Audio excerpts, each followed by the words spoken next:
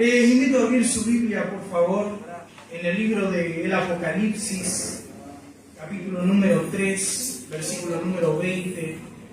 Es un libro muy conocido por todos nosotros, un versículo muy conocido, y deseo tratar de ser lo más breve posible en el día de hoy, pero hay una palabra que Dios colocó en mi corazón. Apocalipsis, capítulo número 3, versículo número 20. ¿Lo encontró? Dice así: he aquí que estoy a la puerta y llamo. Si alguno oye mi voz y abre la puerta, entraré a él, cenaré con él y él conmigo. Amén a la palabra del Señor. Pueden tomar sus asientos.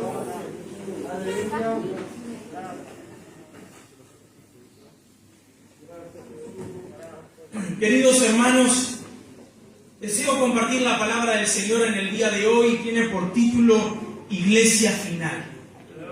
Y deseo hacer una introducción que tal vez será un poco amplia, dividiéndola entre puntos. Pero me es necesario hacer esto para poder hacer las bases de la predicación y poder compartir aquello que Dios colocó en mi corazón. Este libro que nosotros acabamos de leer, este libro que es el último de la Biblia, después del capítulo número 22, que es su último capítulo, usted encontrará en algunas Biblias que está la concordancia, o algunos tendrán algunos mapas, pero enseguida llega la capa. No hay nada más. Es el último libro de la Biblia. Y este libro es fascinante, es deslumbrante en todo lo que en él tiene. Contiene en él una descripción del cielo, cual ningún otro libro de la Biblia contiene en él. Además, nos brinda una luz y un conocimiento sobre las cosas futuras que tal vez otro libro tampoco la tiene tan detallada. Pero este libro, que nosotros lo tenemos en el canon nuestro, en el último libro de la Biblia, no fue de gran aceptación e interés en los primeros cristianos de los primeros siglos. Y para reforzar lo que estoy diciendo, que la iglesia en los primeros tiempos no aceptaba este libro, quiero citarles a un hombre llamado Dionisio, que se le conoce como Dionisio de Alejandría o Dionisio el Grande. Él fue un obispo y teólogo del siglo número 3, y él en un comentario sobre el libro del Apocalipsis no niega su divinidad, pero relata lo que pasaba con ese libro en el primer tiempo de la iglesia. Él dice así: algunos de nuestros predecesores rechazaron totalmente el libro, criticándolo capítulo por capítulo como ininteligible, ilógico y falso en cuanto a su título. Dicen que ni es de Juan ni es revelación en sentido alguno, porque está velado por su espeso velo de incomprensibilidad, y que su autor no fue un apóstol ni un santo, ni tan siquiera un miembro de la iglesia. Su opinión era realmente dura en cuanto a este libro. Pero yo amo lo que Dionisio dice acerca de este libro. Él dice: pero yo no me atrevería a rechazar el libro, puesto que tantos hermanos lo tienen en estima, pero dado a que mi intelecto no lo puede considerar de manera apropiada, sostengo que su interpretación es un misterio admirable. No lo comprendo, pero sospecho que sus palabras tienen un sentido mucho más profundo. Apoyándome más en la fe que en la razón.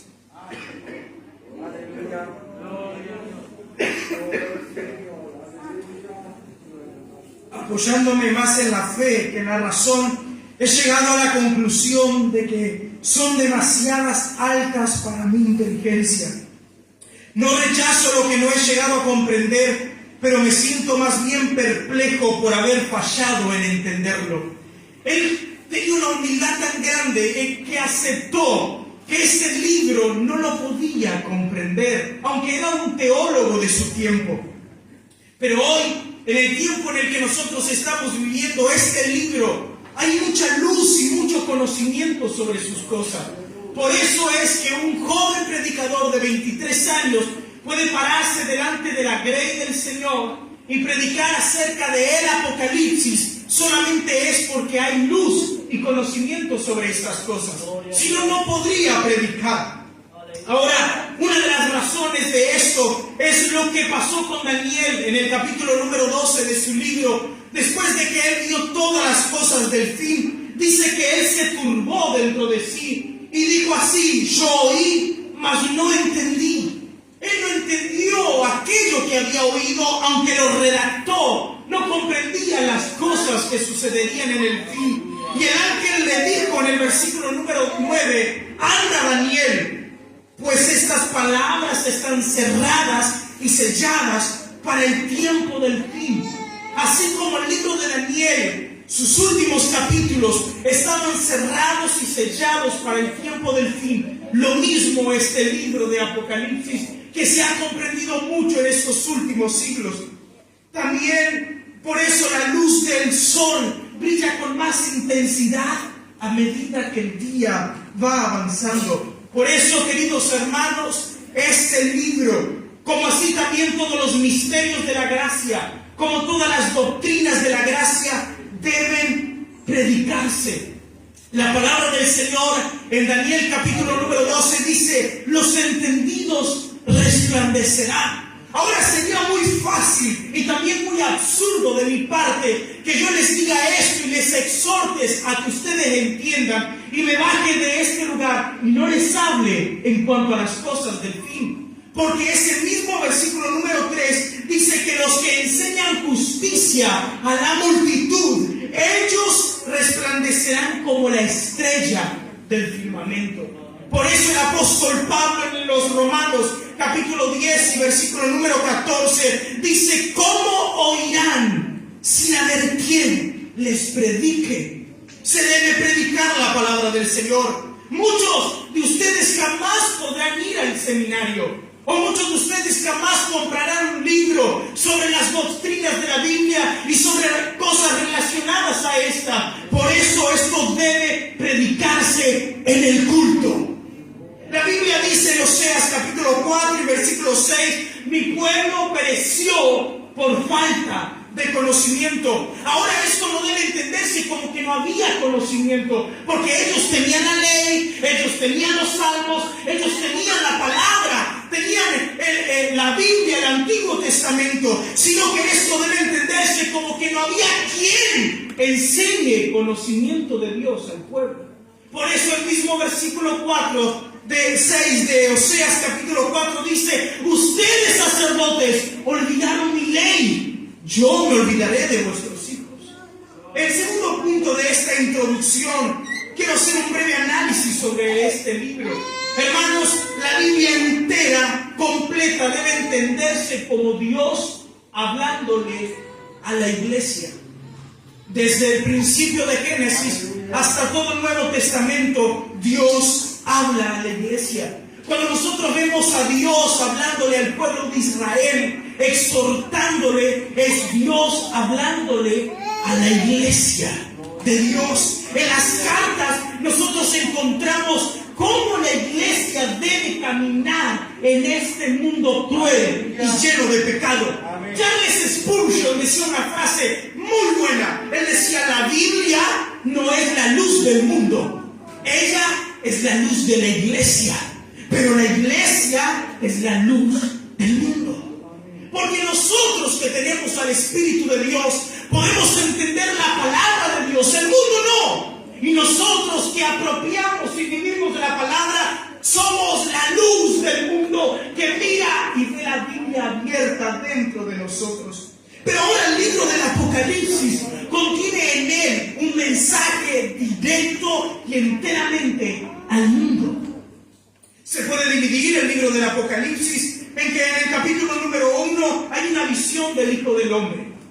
En el capítulo número 2 y el 3 hay un mensaje o cartas a las iglesias. En el capítulo número 4 hasta el número 5 es una visión del cielo y la adoración sublime y solemne que hay en ese lugar. Del capítulo número 6 hasta el capítulo número 19 encontramos el juicio de Dios sobre el mundo para probar a los habitantes de la tierra. Del capítulo número 20 al capítulo número 22 encontramos el milenio, el juicio del gran trono blanco. Encontramos la tierra y el cielo nuevo, la nueva Jerusalén. Y por último, una exhortación a estar listo para la venida de Cristo y a guardar las palabras del libro.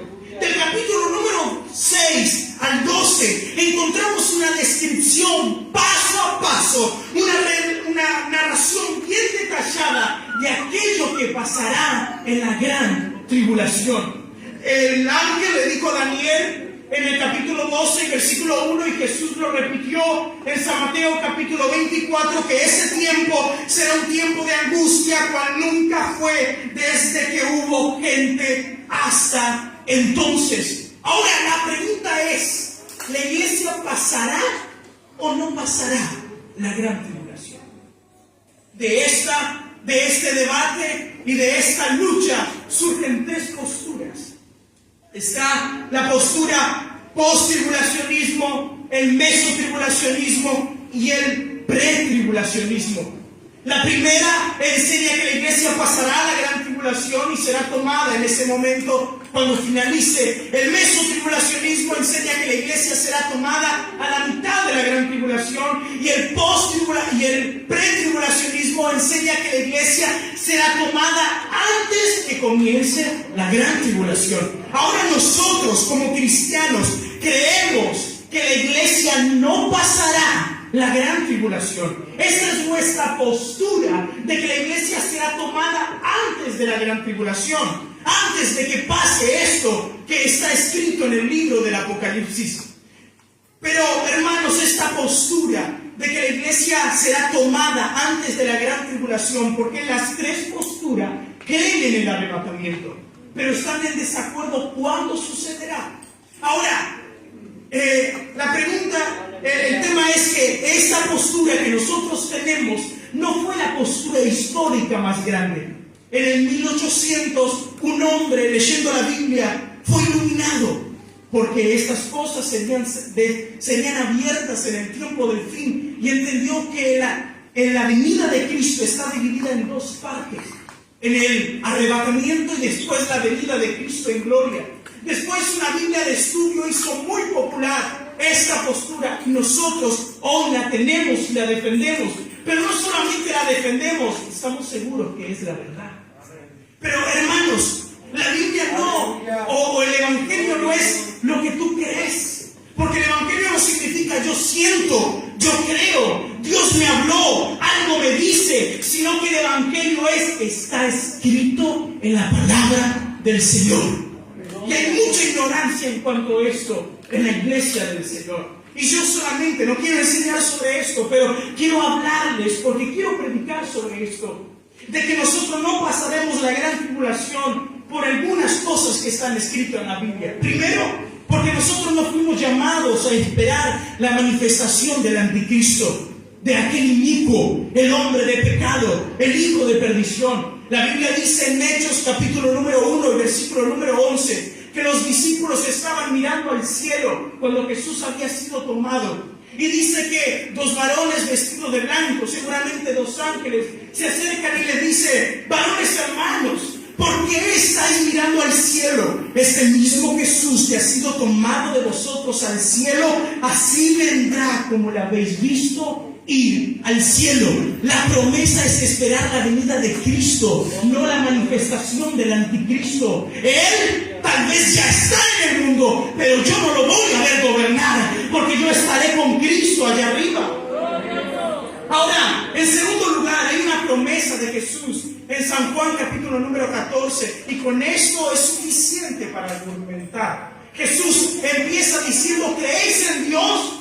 Creed también en mí. Fíjense cómo Jesús quería aumentar la fe de sus discípulos a lo que Él les iba a decir. Porque Él estaba diciendo: ¿creéis en Dios? Dios es infalible, Dios no miente, crean en mí porque yo no les estoy mintiendo. Y Él dice: en la casa de mi Padre muchas moradas hay. Si así no fuera, yo no los hubiera dicho. Voy pues a preparar lugar para vosotros, y si me fuere y os prepararé lugar, vendré otra vez y os tomaré a mí mismo os tomaré, os arrebataré, os sacaré, para que donde yo estoy, vosotros también estéis. Y sabéis a dónde voy, y sabéis el camino. ¿A dónde iba Jesús? Al cielo. Ahora, hermanos, el libro del Apocalipsis, escuche porque esto es interesante. El libro del Apocalipsis está ordenado cronológicamente. Está ordenado terriblemente, paso a paso. Todo lo que usted lee en un capítulo es añadido a causa de lo anterior. Y usted encontrará esto en Apocalipsis 1, versículo 19, que el Señor Jesús le dice a Juan: escribe las cosas que has visto, y las cosas que son, y las que han de ser después de estas. Cuando el Señor le dice las cosas que ha visto, estaba refiriéndose a la visión que había tenido Juan de Cristo glorificado. Cuando Él le dice las cosas que son, está refiriéndose a las 7 iglesias de Asia Menor. Y cuando Él le dice y las cosas que han de ser después de estas, estaba hablando del tiempo de la gran tribulación, del tiempo del fin. Por lo cual, si todo está escrito cronológicamente y en un orden perfecto, y Cristo no nos arrebata antes de la gran tribulación, y pasamos la gran tribulación, y Cristo viene al finalizar la gran tribulación, Apocalipsis capítulo número 19, la Biblia dice que Él desciende montado en un caballo con una espada desenvainada, toma al falso profeta y el anticristo y los tira vivos al infierno, y dice que ata a Satanás por 1000 años y reina aquí en la tierra. No estamos en el milenio, esperamos el milenio. Ahora la pregunta es, si el arrebatamiento no es antes de la gran tribulación, ¿cuándo se cumple la promesa de Cristo de que viviremos en el cielo? No se podría cumplir. Ahora, un argumento más. No hay ninguna directiva, no hay ningún aliento, ninguna exhortación de parte de Dios de cómo la iglesia debe conducirse aquí en la tierra en el momento de la gran tribulación. Por lo cual, si la amada de Cristo, por la cual Él murió y dio su vida, no le dejaría instrucción de cómo debería caminar. Además, una cosa más. En el capítulo número 4 de Apocalipsis, usted tiene abierta en su Biblia, dice así: después de esto miré. La pregunta es, ¿después de qué? Después de las iglesias. Miré, y he aquí una puerta abierta en el cielo. Y la primera voz que oí, mire qué curioso y qué coincidencia, como de trompeta, hablando conmigo, dijo: sube acá. El arrebatamiento de Juan podría simbolizar el arrebatamiento de la iglesia, finalizando el tiempo de las iglesias y comenzando la gran tribulación. Y ahí le dice el Señor: y te mostraré, ahí está de nuevo, las cosas que sucederán después de estas. Por lo cual nosotros creemos que el arrebatamiento de Cristo será en cualquier momento. Puede ser ahora, puede ser mañana, puede ser esta semana. Aguardamos en cualquier momento el arrebatamiento de la iglesia de Jesucristo. Ahora, las iglesias. Hay cartas a 7 iglesias de Asia Menor. Estas 7 iglesias existieron realmente y estaban separadas una de otras alrededor de unos 50 kilómetros. Pero estas iglesias, hermanos queridos, no solamente sirven para nuestra reflexión, para nuestra exhortación, para ver a ellas y sacar de ellas una manera de corregir cómo nosotros estamos caminando. Y haciendo esto encontramos de que Dios nos habla. Hace unos días atrás escuchamos un mensaje de estas iglesias y Dios habló a la iglesia del Señor de estos tiempos. Pero tiene un trasfondo mucho más glorioso. Esas iglesias representan un período de la iglesia a lo largo de la historia. ¿Y cómo está hoy tan seguro de lo que estoy diciendo? Principalmente por el número 7 iglesias. No había solamente 7 iglesias en Asia Menor, había muchas más. Pero el número 7 tiene un símbolo importante. significa perfección. Entonces podemos entender que Dios habló a las 7 iglesias dando a entender que el número de las iglesias sería un 7 y que después de eso vendría el arrebatamiento. Además, su orden tiene un porqué. Usted encontrará que Dios empieza a hablar a las iglesias y primero va a Éfeso, después va a Esmirna, Pérgamo, Tiatira, Sardis, Filadelfia y la Odisea. Tiene un orden perfecto aquello que se está escribiendo. El mensajero, cuando fue a entregar las cartas, iba primero por Éfeso, por Esmirna, y la dirección que él hacía era la dirección que tiene el sentido del reloj. ¿Coincidencia eso? No creo. Así las iglesias fueron en el tiempo pasando hasta la iglesia del día de hoy. La iglesia de Sardis, dicen los que estudian, podría representar a la iglesia romana, a esa iglesia que estaba muerta. ¿Se acuerdan del mensaje? Tú dices que tiene el nombre de que vives, pero estás muerta. La iglesia romana podría decir: estamos más vivos que nunca, somos reconocidos como una iglesia en el imperio romano, tenemos todo lo que queramos, estamos vivos, pero Jesús la tildó de muerta. Y le dijo: hay algunas personas que no han negado mi nombre, no han manchado su vestidura. Esos fueron aquellos hombres que siempre protestaron. Y en la historia encontramos a unos cuantos. Ahora, un hombre, un predicador de la bula que se hizo contra Martín Lutero por causa de las 95 tesis y todos los materiales que él había hecho, en una de sus predicaciones dijo: ¿pero qué? La iglesia está muerta hace 1000 años y solamente Martín puede revivirla.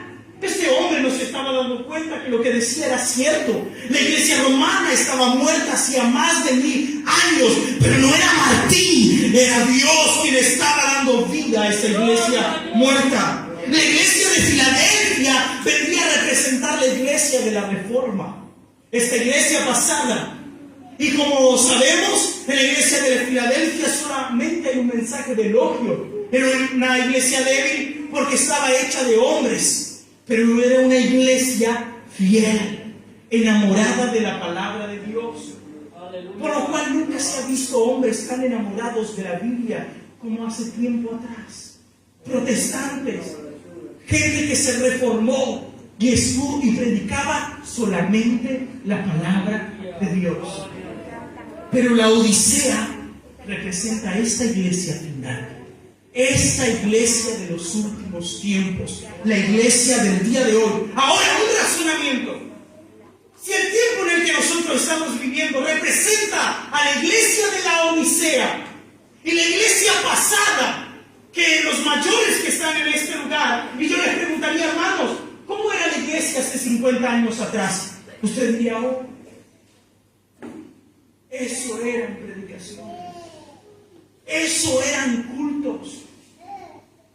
Y la iglesia como está hoy, lloran de la lástima.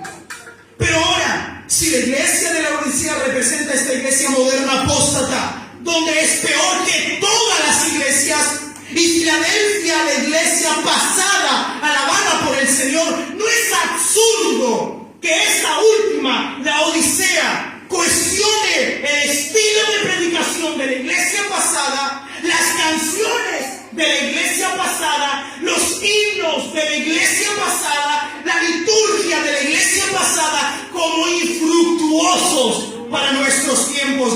No es la iglesia de la Odisea lo que está todo mal y la iglesia de Filadelfia la alabada. Por lo cual, yo prefiero mirar la iglesia pasada de atrás y decir: voy a predicar los mismos sermones. Todos aquellos que aman la palabra de Dios como lo amó Filadelfia y la guardan, ellos tienen en sí la promesa de Dios de que serán arrebatados y guardados de la gran tribulación. Ahora quiero que veamos, y ahora comienzo a predicar. Perdónenme, hermanos, el tiempo, pero no podría predicar sin decir esto.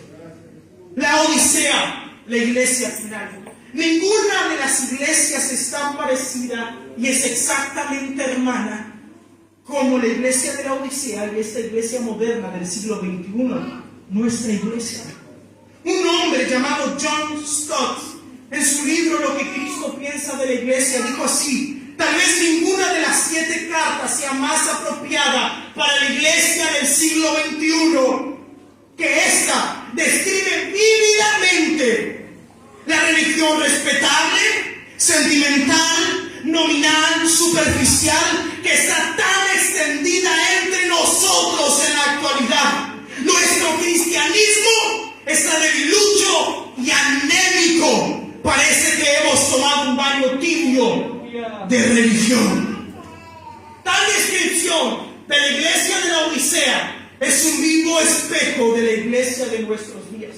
Ahora, para predicar quiero tocar 4 puntos a los que yo les llamé los 4 puntos de él, porque quiero tocar el emisor, el reproche, el consejo y el avivamiento.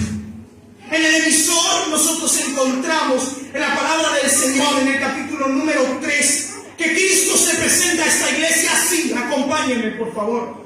Dice así el Señor: he aquí el amén, el testigo fiel y verdadero, el principio de la creación de Dios. Cuando el Señor dice he aquí el amén, jamás en toda la escritura Dios se presentó como el amén. ¿Qué quiere decir que Cristo se presente como el amén? Puede tener 3 posibles significados. Primero nos recuerda a Isaías 65:16, donde Dios se presenta 2 veces como el Dios de verdad. En Hebreos, amén.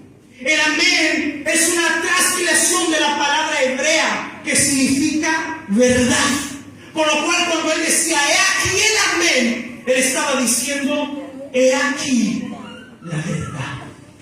Ahora también nos recuerda a 2 de Corintios 1:20, donde dice: porque todas las promesas en Dios son en el sí y en el amén, por medio de nosotros, para la gloria de Dios. Por lo cual esta palabra amén significa que Él lo es, porque en Él se confirmó todas las promesas.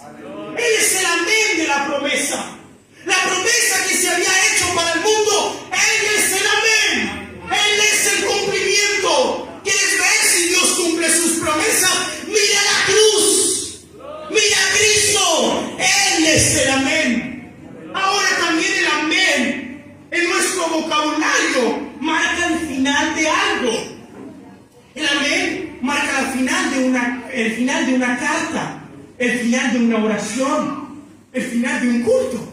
Nosotros decimos: la gracia de nuestro Señor Jesucristo, el amor de Dios y la comunión del Espíritu Santo sea con todos vosotros. Y todos esperamos ese momento para decir amén. Cuando se dice amén, hermano, te saludo con la paz del Señor.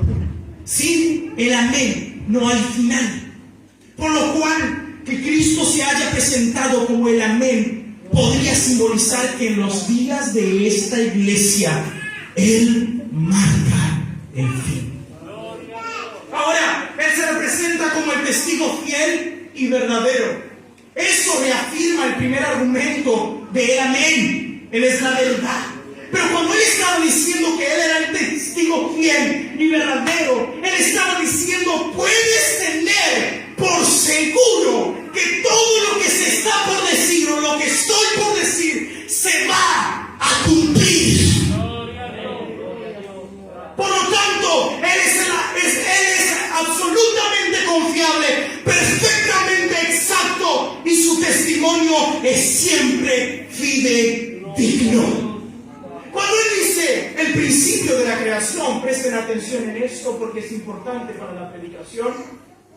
Este versículo muchos falsos maestros lo toman para decir que Cristo es un ser creado, que Él no es Dios, porque Él es el principio de la creación de Dios. Pero lo que pasa es que el castellano es muy ambiguo en cuanto a la traducción de principio. En el original, el griego es arché, y esa palabra arché significa fuente.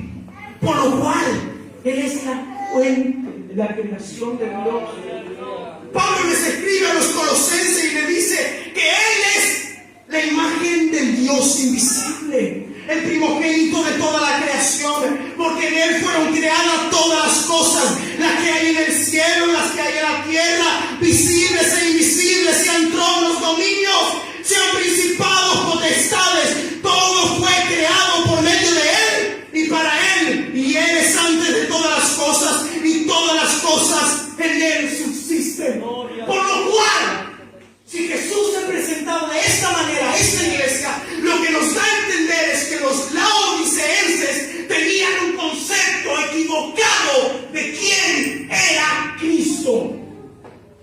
igualita a la iglesia final y moderna de hoy, que no conoce a Cristo, no sabe de su deidad, no sabe de su justicia, no sabe de sus atributos, no sabe de su firmeza, no sabe de su soberanía, no tiene conocimiento. Ahora el reproche. El Señor comienza diciendo: yo conozco. Él está diciendo: no se me escapa nada. Y yo soy fiel y verdadero. Todo lo que yo voy a decir es verdad. Yo conozco todo. Y ahí Él dice que ni eres frío ni caliente. Ojalá fueses frío o caliente, pero por cuanto eres tibio te vomitaré de mi boca. Algunos teólogos dicen que el frío significa una persona no cristiana. El caliente, una persona cristiana, y el tibio simboliza una persona que finge ser cristiana, pero no lo es. Yo no puedo coincidir con ese argumento, porque Dios le habla a su iglesia.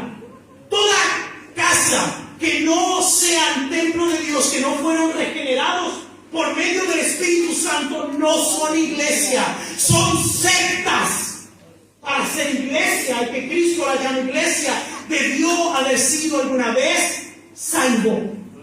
Por lo cual esto se entiende en que la Odisea tenían acueductos de kilómetros que llegaba el agua. Y cuando llegaba hasta ellos, llegaba de forma tibia. Pero no quería decir que siempre fue tibia. Quería decir que en un momento fue fría, fue caliente, pero que llegó tibia por causa del trayecto. Por lo cual, una persona fría puede tener algunos significados. Primero, que es lo que yo creo, la persona fría significa una persona carnal. La persona caliente significa una persona espiritual. Y la persona natural significa, tibio significa una persona natural o mundana. Y en este concepto, una persona que fue o fría o caliente y se volvió mundana. ¿Por qué digo esto? Porque en 1 Corintios, capítulo número 2 y versículo número 14, hermanos, ¿están apurados para irse o están aprendiendo? Algunos deben estar apurados.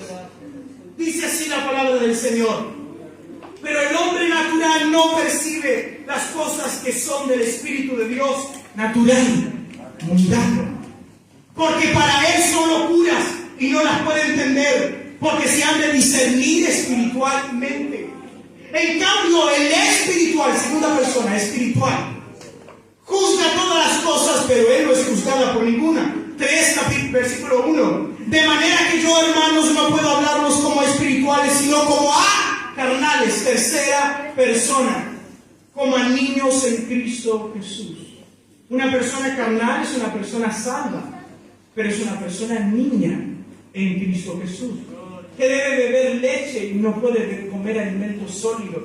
Ahora, el segundo significado puede ser que una persona fría sea una persona, y eso coincidimos todos, apagado espiritualmente. O la persona caliente es una persona fervorosa en el espíritu. Y la persona tibia, estamos de acuerdo, es una persona mundana. Ahora el Señor le dice: ojalá tú fueses frío. Imagínese la condición de la iglesia de hoy en día, que el Señor dice: ojalá fueses frío, pero tú eres mundano. Queridos, Jerusalén hizo llorar a Jesús. La iglesia de la Odisea y la iglesia moderna de hoy lo ha enfermado. Por lo cual hay un motivo por la tibieza. Y ahí está el reproche más grande. Porque tú dices yo. Ese es el reproche. Tú dices yo.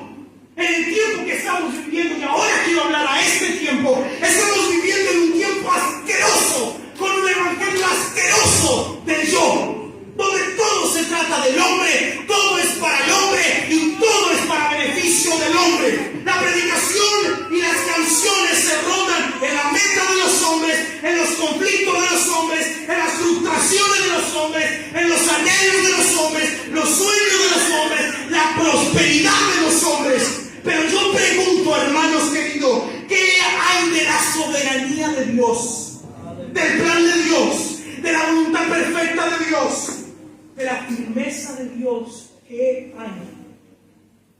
Si Si se predica obediencia, no es para que se obedezca la palabra, sino para que se obedezca a los hombres. Si se predica fe, es para decir que el hombre tiene poder en lo que dice. Si tú tienes fe, querido, puedes decir todo lo que quieras, porque tú tienes poder. Querido, lo que tiene poder es el Espíritu Santo y la bendita palabra del Señor. Y se aferran algunos en Ezequiel capítulo 37, donde dice profetiza. Por lo cual, hermano, profetiza, porque el Señor que mandó, Dios le pregunta, ¿qué harán? ¿Vivirán estos huesos? Y él dice, Señor, yo no sé. Porque el hombre no sabe, necesita la dirección de la palabra de Dios para poder decir alguna cosa. Algunos dicen del proverbio, en tu boca está el poder de dar vida y de dar muerte. Eso se enfatiza en los sentimientos. Tú puedes matar a una persona sentimentalmente con tus palabras. Por eso tenemos tantos hijos arruinados por las palabras de los padres. Pero tú puedes decir un montón de veces algo y no va a tener vida, porque Jesús dijo, yo soy la resurrección y la vida. Es Él. El fin de la prédica es que el hombre se someta a Dios, no que el Dios se someta al hombre. En el tiempo en el que vivimos, Dios parece un Papá Noel, parece un curandero, o alguien que concede sueños, por lo cual el hombre dice, dame, y Dios está ahí, sí, te doy. Ese no es el Dios que yo sirvo. Él es soberano. La predicación es el fin de que el hombre se someta a Dios. En Efesios capítulo 4, versículo 11, dice que Dios constituyó profetas, apóstoles, evangelistas, pastores y maestros. Y hay algo que tienen en particular estos 5, es que predican. ¿Y cuál es el fin de la predicación? ¿Es el ego del hombre? ¿Es que el hombre se levante? No, Pablo dice, el fin es que sean perfeccionados los santos para la obra del ministerio, para la edificación del cuerpo de Dios, para que lleguemos a la unidad de la fe y del conocimiento de Dios, a la medida de la estatura de Cristo, a la plenitud de Él, para que no seamos niños fluctuantes, engañados por cualquier error, engañados por cualquier doctrina, para seguir la verdad, el amor y crecer en todo en aquel que es la cabeza, Cristo. Ese es el fin de la predicación.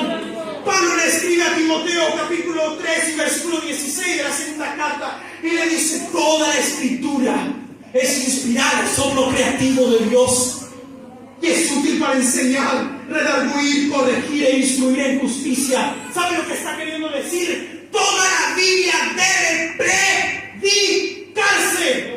¿Y cuál es el fin de la predicación? Ahí lo dice el apóstol, el fin es que el hombre sea perfecto, enteramente preparado para toda buena obra. La pregunta, ¿es tu predicación causa esto a la iglesia? ¿Está perfeccionando a los santos? ¿O los está levantando el ego? ¿Ha sido realmente alimentado este año? Yo creo que en este lugar hay alimento. Pero el reproche de Dios va a mi pecado principalmente. Ellos dicen, yo soy rico y me he enriquecido y de ninguna cosa tengo necesidad. La iglesia protestante del día de hoy jamás había sido en toda la historia rica como la es hoy. Se ha enriquecido bajo la aceptación de los medios de publicidad, de los medios de comunicación. Todos aman a la iglesia protestante. Prosperidad y prosperidad. La iglesia y el mundo quieren prosperidad. Y tú dirás, Emiliano, aquí no se predica el evangelio de la prosperidad. Acá nosotros no enseñamos el evangelio de la prosperidad, el falso evangelio de la prosperidad. Pero yo no vengo a condenar que aquí se predica. Lo que vengo a decir es que todos estamos contaminados con el deseo de ser prósperos antes de tener a Cristo en nuestros corazones. David Wilkerson, un hombre que Dios usó en Un hombre que su ministerio habla de la grandeza de Dios en un hombre que cumplió el ministerio. Tuvo una visión en el 72 y escribió y dijo lo siguiente, se los voy a leer. En mi visión veo a Satanás presentándose delante de Dios una última vez, como lo hizo para acusar a Job en la iglesia, en la Biblia, pero esta vez él viene con el propósito de pedir permiso para tentar a los postreros cristianos. He aquí lo que veo. Y Jehová dijo a Satanás, ¿de dónde has venido? Satanás contestó, de rodear la tierra y de observar a los postreros cristianos. Y Jehová dijo a Satanás, ¿no has considerado a estos cristianos de los últimos tiempos? Cuán consagrados, cuán rectos, cuán temerosos de Dios y amantes de Cristo son, y cómo tratan de apartarse de tus perversos enredos. Y Satanás respondió a Jehová, sí, pero quita.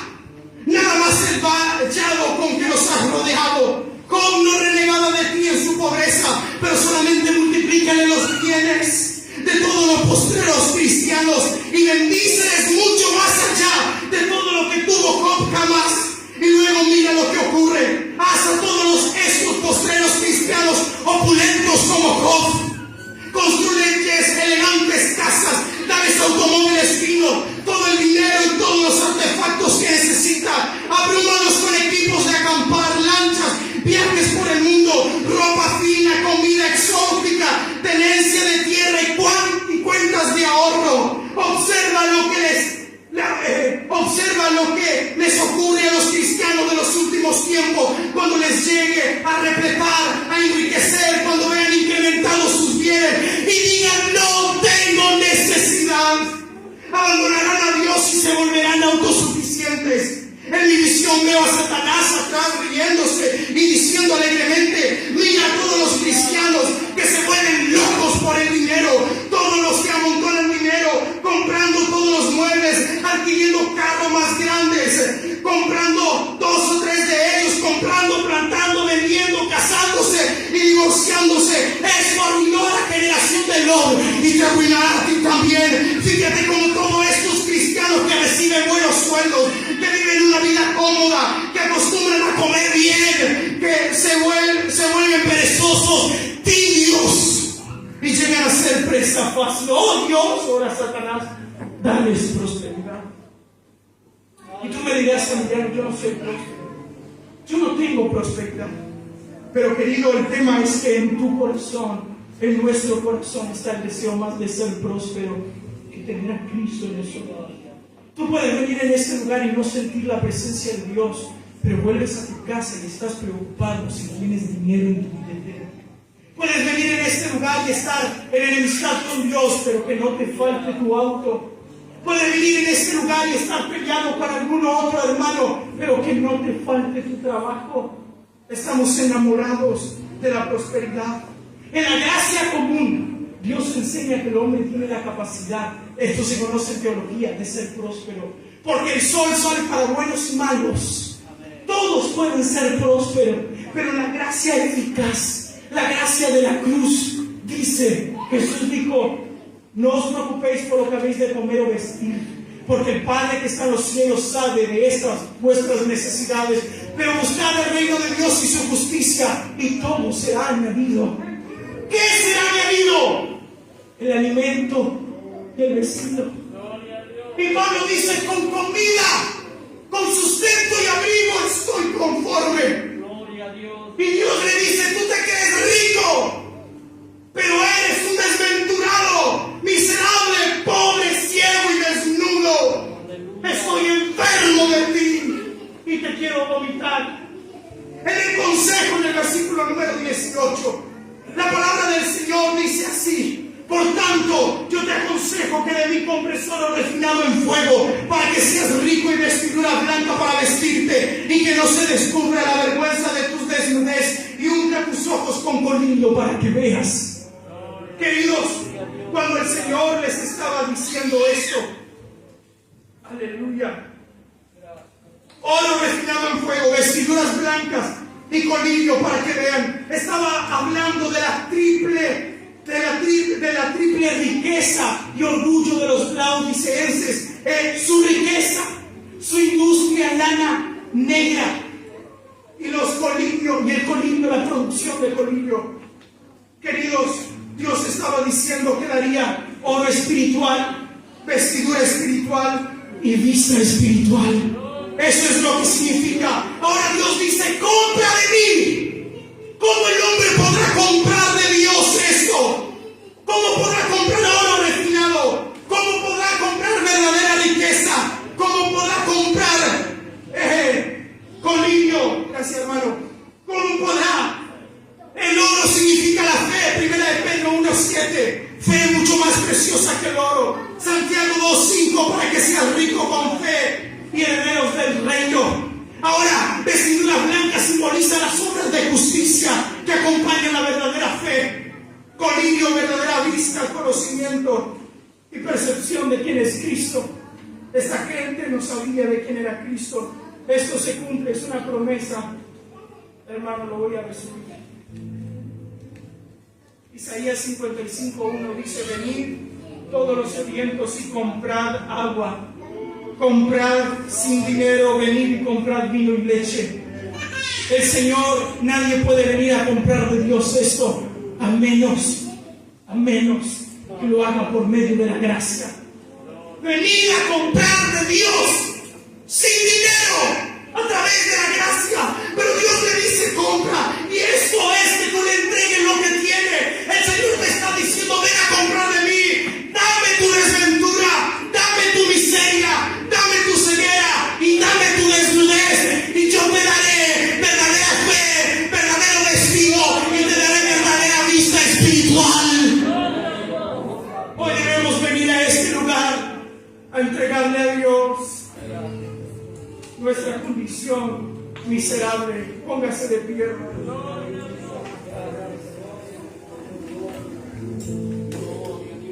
No voy a tocar sobre el avivamiento. No voy a tocar sobre el versículo número 20.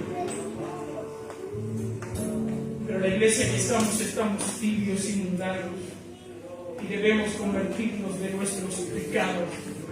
Estamos pobres, ciegos, miserables, desventurados y desnudos. Y debemos pedir a Dios que nos dé verdadero oro, que nos dé verdadera vestidura y que nos dé verdadero colillo. Padre, yo te doy gracias, Señor, por esta palabra. Señor, estamos en este lugar y esta es nuestra condición y nuestra situación. Pero pedimos, Señor, que tu gracia bendita nos cubra y podamos entregar al Señor nuestra desventura y nuestra miseria. Te entregamos a ti. Gracias, Señor. Mira a cada cristiano que está en este lugar.